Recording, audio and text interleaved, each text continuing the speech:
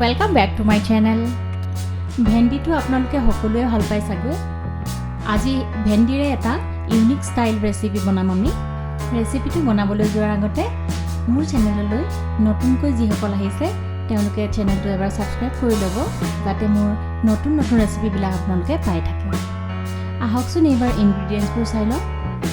250 gram bhindi, 2টা koni, 2 চামুচ soup powder বা corn flour, 50 গ্রাম কাবুলি বুট, 2টা জলকীয়া, 1 চামুচ red chili powder, কেইটামান পুদিনাৰ পাত, আদা আৰু নহৰু, 2 চামুচ যিকোনো গুড়ি মছলা আৰু নিমখ। এতিয়া মই ভেন্দিখিনি কাটি লম আৰু মই ভেন্দিখিনি এইটো শেপ দিছো এনেকৈ।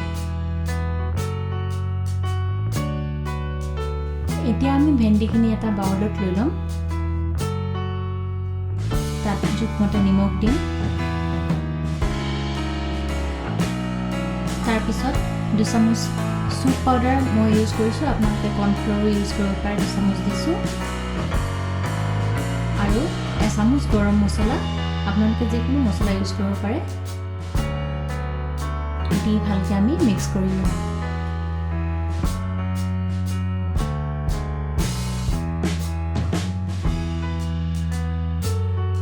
এতিয়া আমি কাবুলি বুটখিনি বইল কৰি লৈছো।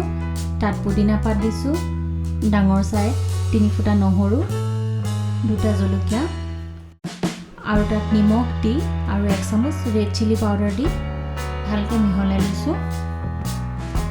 আৰু অকণমান আদা দি আমি পেষ্ট বনাই লম।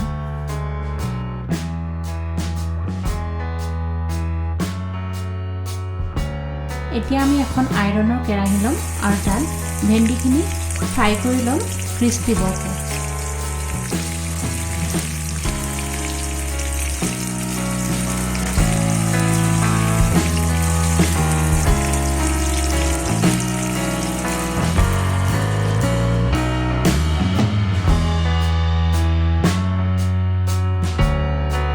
এতিয়া আমি এটা বাউলত 2টা কণী ভাঙি তাত নিমখ আৰু 1 চামুচ গৰম মছলা দি ভালকৈ ফেটি লম।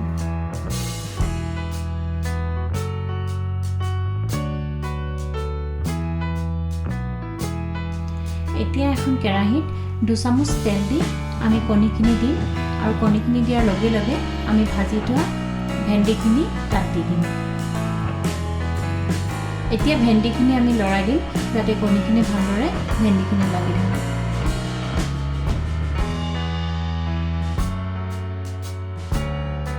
এতিয়া আমাৰ ভেন্দিখিনি ৰেডি হৈ গৈছে। আমি এতিয়া এখন প্লেট লম, তাত বুটৰ পেষ্টখিনি ধুনীয়াকৈ স্প্ৰেড কৰি দিম।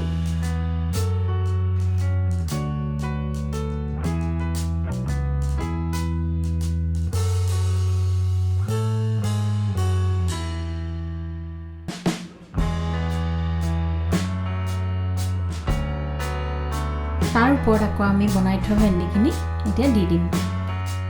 আমাৰ ভেন্দি ৰেচিপিটো ৰেডি হৈ গৈছে। বুটৰ পেষ্টটো আৰু কণীখিনিৰ কাৰণে ওভাৰঅল ৰেচিপিটো খুব ধুনীয়া টেষ্ট আহে। আপোনালোকে ঘৰত ট্ৰাই কৰিব, নিশ্চয় ভাল পাব। ধন্যবাদ।